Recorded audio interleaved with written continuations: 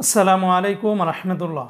যারা ওমান প্রবাসী রয়েছেন আপনাদের জন্য বিশাল বড় সুখবর রয়েছে বন্ধুরা।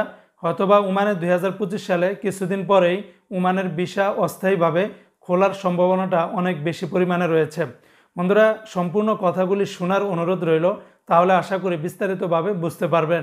ওমান অবজারভার বা ওমানের সকল গণমাধ্যমগুলোতেই এই নিউজটি প্রকাশিত করা হয়েছে, যেখানে দেখানো হয়েছে যে ওমানের খারিফ মৌসুমে অস্থায়ীভাবে প্রবাসীদের আকামা বা অস্থায়ীভাবে প্রবাসীদের এখানে কাজ করার জন্য অনুমতি দেওয়া হবে। এখন এই যে অস্থায়ীভাবে খারিফ মৌসুমে অর্থাৎ বর্ষাকালে বা গরমের সিজনে দোপার অঞ্চলগুলোতে, বিশেষ করে যে সমস্ত অঞ্চলগুলোতে পাহাড়ি এলাকা বা বিভিন্ন মৌসুম সিজনে পর্যটকদের আনাগোনাটা অনেক বেশি, ওই সমস্ত এলাকাগুলোতে যে সমস্ত ওমানি মালিক বা ব্যবসায়ী বা উদ্যোক্তা রয়েছেন তারা মূলত বাইরের থেকে অবৈধ প্রবাসীদেরকে এনে ওখানে প্রাথমিক অবস্থায় কাজ করানো হয়।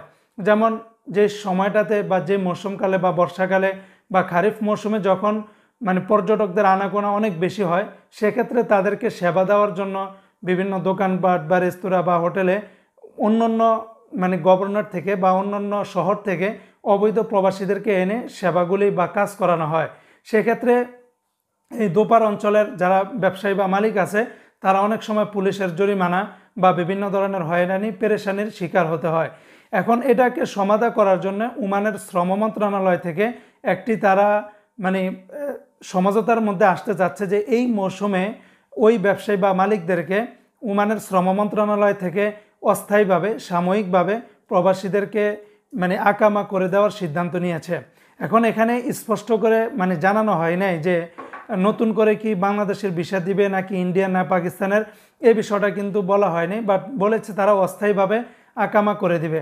এখন সেই অস্থায়ীভাবে আকামা করার ক্ষেত্রে অথবা এমনটাও হতে পারে যে ওমানে অন্যান্য যে সমস্ত প্রবাসীরা সাপ্লায়ার কোম্পানিতে কাজ করে তাদেরকে হয়তো অন্যান্য ডিস্ট্রিক্ট থেকে এনে তাদেরকে এই খারিফ মৌসুমে যেই কাজ তাকে দিবে ওই কাজের জন্য হয়তোবা তাকে অস্থায়ীভাবে একটা আকামা করে দিবে, হয়তোবা ওখানে চুক্তি শেষ হয়ে গেলে তাকে আবার আগের কাজেতে ফিরিয়ে দিবে। অথবা এমনটাও হতে পারে ওই অস্থায়ীভাবে বাংলাদেশ হোক বা ইন্ডিয়া হোক বা পাকিস্তানি হোক বা অন্যান্য দেশের যাদেরকে তারা সিলেক্ট করবে তাদেরকে অস্থায়ীভাবে একটা চুক্তির মাধ্যমে ভিসা বা আইডি কার্ড দিবে। তারা আসবে, হয়তো যতদিন কাজ থাকবে, যতদিন তাদের ওখানে কর্ম থাকবে সেই অনুযায়ী কাজ করে তাদেরকে আবার পাঠিয়ে দিবে। হয়তোবা এমনটা হতে পারে। আর এমনটা হলে আশা করি আমাদের বাংলাদেশি বা অন্যান্য দেশের যাদের ভিসা আপাতত ওমানে বন্ধ রয়েছে তারা অস্থায়ীভাবে হলেও একটা ভিসা পাওয়ার সুযোগটা রয়েছে। আশা করি এখানে বুঝতে পারছেন। তবে এখানে কিন্তু একদম স্পষ্টভাবে ক্লিয়ার করে নেই যে খারিফ মৌসুমে কোনো দেশের বা আমাদের বাংলাদেশের জন্য তো এখন ভিসা বন্ধ, সেক্ষেত্রে বাংলাদেশের জন্য নতুন করে ভিসা দিবে কিনা এটা স্পষ্ট আকারে বলা হয়নি। তবে অস্থায়ীভাবে তারা আকামা দিবে, ভিসা দিবে, এটা কিন্তু স্পষ্টভাবে এখানে বলা হয়েছে।